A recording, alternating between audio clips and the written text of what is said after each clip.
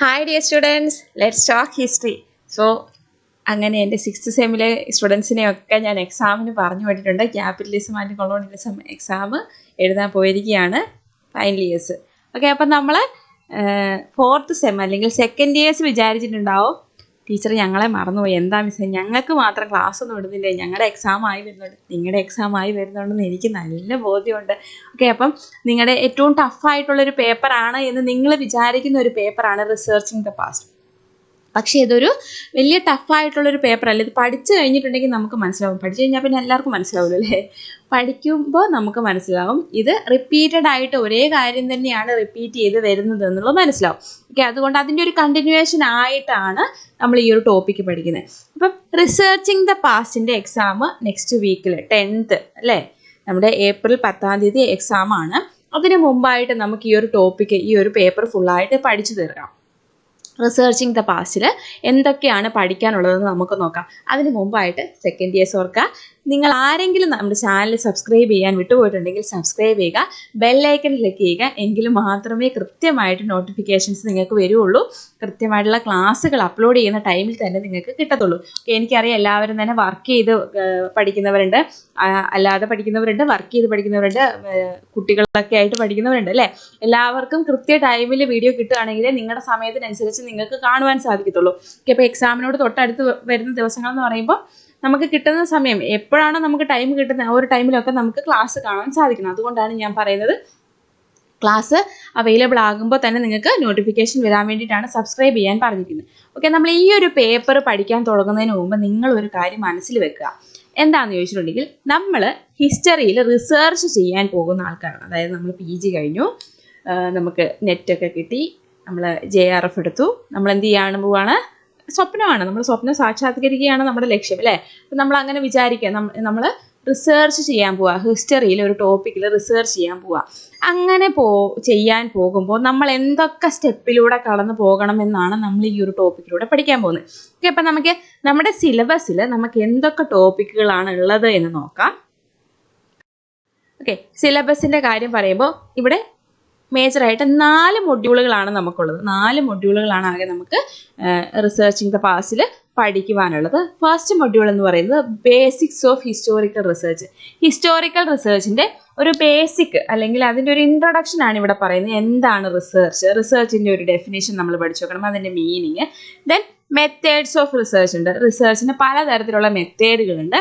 Then methodology എന്ന് പറഞ്ഞാൽ ആ മെത്തേഡ് ഫോളോ ചെയ്യുന്ന ഒരു പ്രോസസ്സ് ഉണ്ട്, അതിനെയാണ് മെത്തഡോളജി. അത് ഏത് രീതിയിലുള്ള മെത്തഡോളജി ആണ് എന്നുള്ളത്. Then research problems in history. ഹിസ്റ്ററിയിൽ റിസർച്ച് ചെയ്യുന്ന സമയത്ത് എന്തെല്ലാം പ്രോബ്ലംസ് ആണ് ആസ് എ റിസർച്ചിങ് സ്റ്റുഡൻറ്റ് നമ്മൾ നേരിടുന്നത്, അല്ലെങ്കിൽ ഹിസ്റ്ററിയിൽ റിസർച്ച് ചെയ്യുന്ന സമയത്ത് എന്തൊക്കെ പ്രശ്നങ്ങളാണ് നമ്മൾ ഫേസ് ചെയ്യുന്നത് എന്നുള്ളതാണ് നെക്സ്റ്റ് ടോപ്പിക്ക്.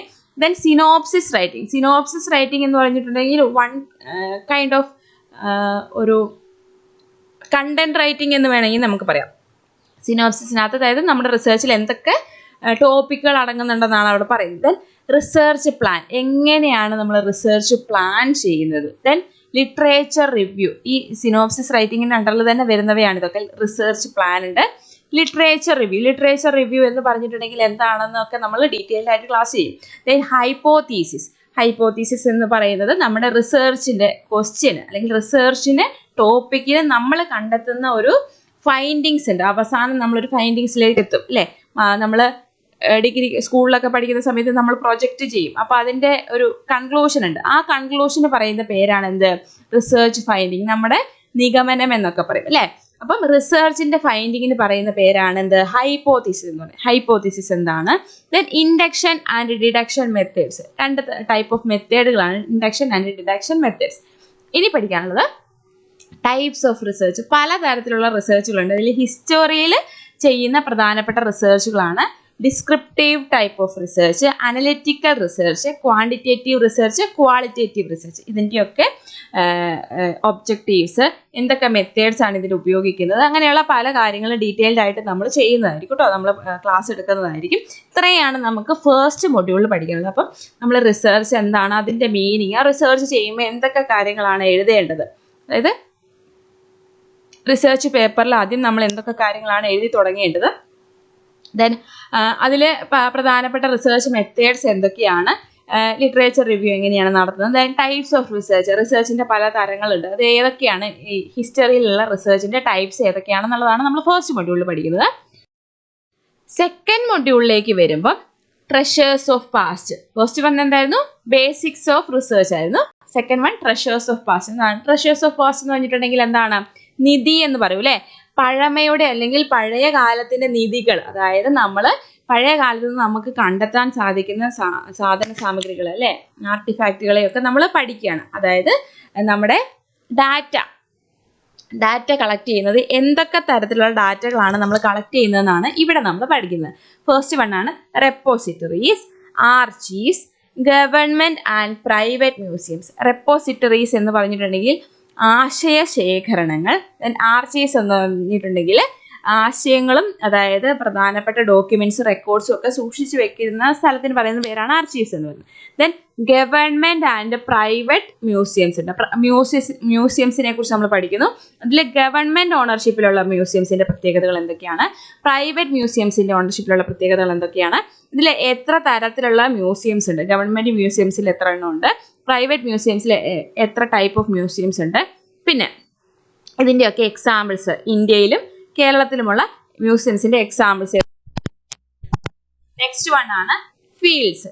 ഏതൊക്കെ ഫീൽഡുകളിലാണ് നമ്മൾ ഇത് പഠിക്കുന്നത്, അതായത് ഏതൊക്കെ തരത്തിലുള്ള ഫീൽഡുകളിലൂടെയാണ് നമ്മൾ ഇത് പഠിക്കുന്നത് എന്ന് പറയും. ദെൻ ഹിസ്റ്റോറിക്കൽ സോഴ്സസിന്റെ ക്ലാസിഫിക്കേഷൻസ്. ഹിസ്റ്റോറിക്കൽ സോഴ്സുകളുണ്ട്, പലതരത്തിലുള്ള സോഴ്സുകളെയാണ് നമ്മൾ പഠിച്ചുകൊണ്ടിരിക്കുന്നത്. ഹിസ്റ്റോറിക്കലായിട്ട് നമ്മൾ റിസർച്ച് നടത്തുമ്പോൾ അതിൽ നമ്മൾ പഠിക്കേണ്ട സോഴ്സുകൾ അല്ലെങ്കിൽ കണ്ടെത്തേണ്ട ഡാറ്റ ഉണ്ടല്ലോ, ഡാറ്റ കളക്ഷൻ നടത്തുമല്ലോ നമ്മൾ റിസർച്ച് ചെയ്യുമ്പോൾ.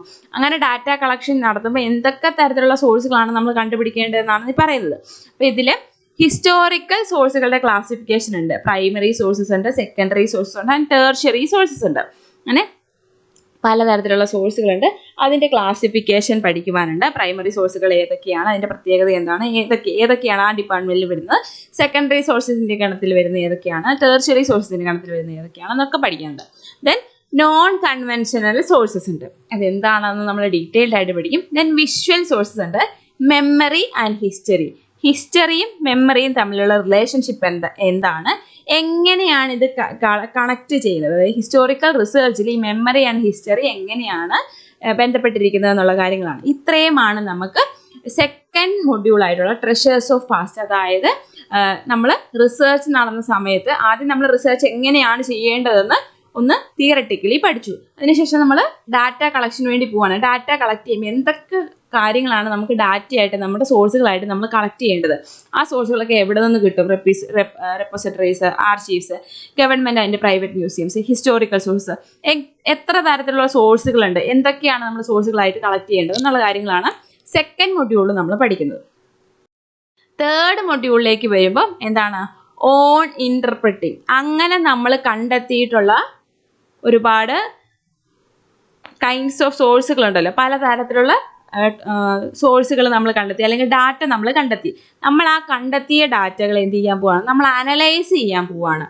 എങ്ങനെയൊക്കെ നമുക്ക് ഹിസ്റ്റോറിക്കൽ സോഴ്സുകളെ അനലൈസ് ചെയ്യാൻ സാധിക്കും, അതിൻ്റെ അനലൈസ് ചെയ്യുന്ന മെത്തേഡുകളാണ് ഇവിടെ പറയുന്നത്.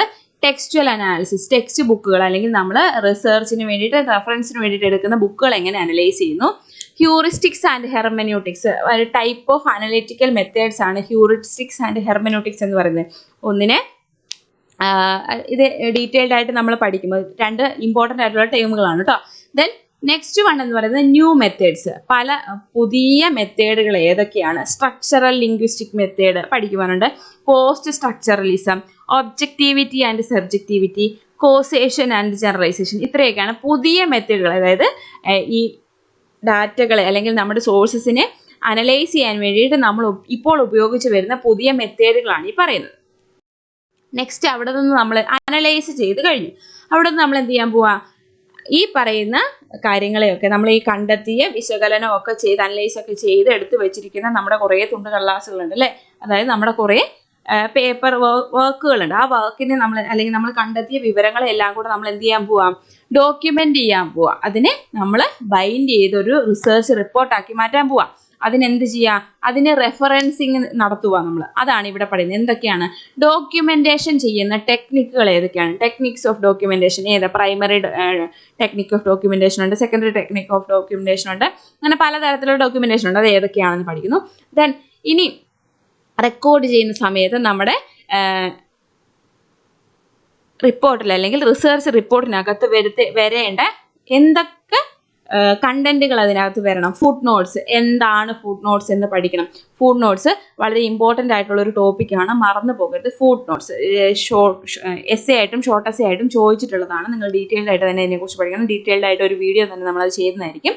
ദെൻ യൂസസ് ആൻഡ് അബ്യൂസസ്, എന്തിൻ്റെ ഈ ഫുഡ് നോട്ട്സിൻ്റെ ഒക്കെ യൂസസ് ആൻഡ് അബ്യൂസസ് എന്തൊക്കെയാണ്. ദെൻ ബിബ്ലിയോഗ്രാഫി എന്താണ്, types of bibliography and its importance. ബിബ്ലിയോഗ്രാഫിയുടെ പലതരത്തിലുള്ള ബിബ്ലിയോഗ്രാഫി ഉണ്ട്, അതിൻ്റെ ഇമ്പോർട്ടൻസ് എന്തൊക്കെയാണ്. Then index, glossary, appendix, tables, charts and maps, ഇതൊക്കെ എന്താണ് ഒരു റിസർച്ച് റിപ്പോർട്ടിൻ്റെ അകത്ത് ഉൾപ്പെടുത്തിയിരിക്കേണ്ട കാര്യങ്ങളാണ് ഈ പറയുന്ന കാര്യങ്ങളെല്ലാം. ഇതിനെയൊക്കെ നമ്മൾ ഡീറ്റെയിൽഡ് ആയിട്ട് പഠിക്കുന്നു. ദെൻ ലാസ്റ്റ് നമ്മൾ എന്ത് പഠിക്കുന്നു, സ്റ്റൈൽ മാനുവൽ. സ്റ്റൈൽ മാനുവൽസ് എന്ന് ഉദ്ദേശിക്കുന്നത് എന്താണെന്ന് ചോദിച്ചിട്ടുണ്ടെങ്കിൽ, നമ്മൾ റിസർച്ച് ചെയ്യുന്ന സമയത്ത് നമ്മൾ ഒരുപാട് സൈറ്റുകളിൽ നിന്നും ബുക്കുകളിൽ നിന്നും ഒക്കെ റെഫറൻസുകൾ സ്വീകരിക്കും. അങ്ങനെ സൈറ്റിംഗ് റെഫറൻസ് എന്ന് പറയും. സൈറ്റിങ്ങിൽ നിന്ന് നമ്മൾ റെഫറൻസ് സ്വീകരിക്കുമ്പോൾ ആ സൈറ്റിംഗ് റെഫറൻസുകൾ നമ്മൾ നമ്മുടെ റിസർച്ച് റിപ്പോർട്ടിൽ ആഡ് ചെയ്യുന്നു. ആഡ് ചെയ്യുന്നതിൻ്റെ രീതിയെയാണ് ഈ സ്റ്റൈൽ മാനുവൽസ് എന്ന് പറയുന്നത്. MLA ഉണ്ട്, APA ഉണ്ട്, ചിക്കാഗോ സ്റ്റൈൽ മാനുവൽസ് ഉണ്ട്, പലതരത്തിലുള്ള സ്റ്റൈൽ മാനുവൽസ് ഉണ്ട്. ഈ 3 എണ്ണമാണ് നമുക്ക് ഇമ്പോർട്ടൻ്റ് ആയിട്ട് പഠിക്കാനുള്ള സ്റ്റൈൽ മാനുവൽസ്. ഓക്കെ, അപ്പം ഇത്രയുമാണ് നമുക്ക് റിസർച്ചിങ് ദ പാസ്റ്റിൽ പഠിക്കുവാനുള്ള ടോപ്പിക്കുകൾ. സിലബസ് കണ്ടിട്ട് ആരും പേടിക്കണ്ട. ഇനി നമ്മൾ ഡീറ്റെയിൽഡ് ആയിട്ട് ഇതിൻ്റെ റിപ്പീറ്റഡ് ക്വസ്റ്റ്യൻസ് ഒക്കെ ഡിസ്കസ് ചെയ്യും. പ്രീവിയസ് ഇയർ ക്വസ്റ്റ്യൻസിൽ ഏറ്റവും ഇമ്പോർട്ടൻ്റ് ആയിട്ടുള്ള ക്വസ്റ്റ്യൻസ് ഏതൊക്കെയാണെന്ന് റിപ്പീറ്റ് ചെയ്യും. നമ്മൾ കൃത്യമായിട്ട് ക്ലാസ് ചെയ്ത് നമുക്ക് പഠിക്കാവുന്നതാണ്. 10ാം തീയതി ആകുമ്പോഴത്തേക്കും നമ്മൾ ഒരു ഡൗട്ടും ഇല്ലാത്ത രീതിയിൽ റിസർച്ചിങ് ദ പാസ്റ്റിൻ്റെ എക്സാം എഴുതാൻ പോകണം എന്നുള്ളതാണ് എൻ്റെ ലക്ഷ്യം. അതിനുവേണ്ടി നിങ്ങളും സഹകരിക്കുമെന്ന് ഞാൻ പ്രതീക്ഷിക്കുന്നു. നിങ്ങൾക്ക് വേണ്ട ടോപ്പിക്കുകൾ, അതായത് റിസർച്ചിങ് ദ പാസ്റ്റിൽ മനസ്സിലാകാത്ത ടോപ്പിക്കുകൾ ഏതെങ്കിലുമൊക്കെ ഉണ്ട് എങ്കിൽ, അല്ലെങ്കിൽ ഏതെങ്കിലുമൊക്കെ ടോപ്പിക്കുകൾ വീഡിയോ ചെയ്യണമെന്ന് ആഗ്രഹമുണ്ട് എങ്കിൽ, നിങ്ങൾ എന്ത് ചെയ്യുക, ഈ ഒരു വീഡിയോയുടെ താഴെ കമൻറ്റ് ചെയ്യുക, കമൻറ്റ് സെക്ഷനിൽ പറയുക. അതിനനുസരിച്ച് നമ്മൾ വീഡിയോ അപ്ലോഡ് ചെയ്യുന്നതായിരിക്കും, അല്ലെങ്കിൽ ക്ലാസ്സുകൾ അപ്ലോഡ് ചെയ്യുന്നതായിരിക്കും. പിന്നെ 9ാം തീയതി രാത്രി 12 മണിക്ക് ശേഷം വന്നിട്ട് നാളത്തെ 10ാം തീയതിയിലെ എക്സാമിന് വേണ്ടിയിട്ടുള്ള ക്ലാസ്സുകൾ ആ ടോപ്പിക്ക് ഇടുവോ ഈ ടോപ്പിക്ക് ഇടുവോ എന്ന് വന്ന് ചോദിക്കരുത്. ഇതാരെയും ഉദ്ദേശിച്ച് ഞാൻ പറയുന്നതല്ല. പക്ഷെ അങ്ങനെ ഇടുമ്പോൾ എന്താണെന്ന് ചോദിച്ചിട്ടുണ്ടെങ്കിൽ നമുക്ക് ക്ലാസ് അപ്ലോഡ് ചെയ്യാൻ കുറച്ച് ടൈം എടുക്കും അല്ലേ. ക്ലാസ് നമ്മൾ പ്രിപ്പയർ ചെയ്ത് അപ്ലോഡ് ചെയ്യാനുള്ള ടൈം, അത് ആ ടൈം നിങ്ങൾക്ക് തന്നെയാണ് പോകുന്നത്, നഷ്ടം നിങ്ങൾക്കാണ്. അതുകൊണ്ടാണ് നിങ്ങൾക്ക് ആഗ്രഹമുള്ള ടോപ്പിക്കുകൾ ഉടനെ തന്നെ നമ്മുടെ ഈ ഒരു ക്ലാസ്സിൻ്റെ തന്നെ കമൻറ്റ് സെക്ഷനിൽ വിടുക. ഞാൻ എല്ലാവരുടെയും കമൻറ്റുകൾ വായിക്കുന്നുണ്ട്. ആ കമൻറ്റുകൾക്ക് അനുസരിച്ചുള്ള ക്ലാസ്സുകൾ നമ്മൾ അപ്ലോഡ് ചെയ്യുന്നതായിരിക്കും. എവിടെയെങ്കിലും ഡൗട്ടുകൾ ഉണ്ടെങ്കിൽ ക്ലിയർ ചെയ്യുക, ചോദിച്ച് ക്ലിയർ ചെയ്യുക കേട്ടോ. നന്നായിട്ട് പഠിക്കുക. ഇനി ഒരു 10 ദിവസത്തിൻ്റെ അടുത്തേ ഉള്ളൂ ക്ലാസ്. 10 ദിവസമില്ല, ഒരു 6 ദിവസത്തിൻ്റെ അടുത്തേ നമുക്ക് എക്സാമിന് വേണ്ടിയിട്ടുള്ള ടൈം ഉള്ളൂ. അതുകൊണ്ട് എല്ലാവരും നന്നായിട്ട് പഠിക്കുവാൻ ശ്രമിക്കുക.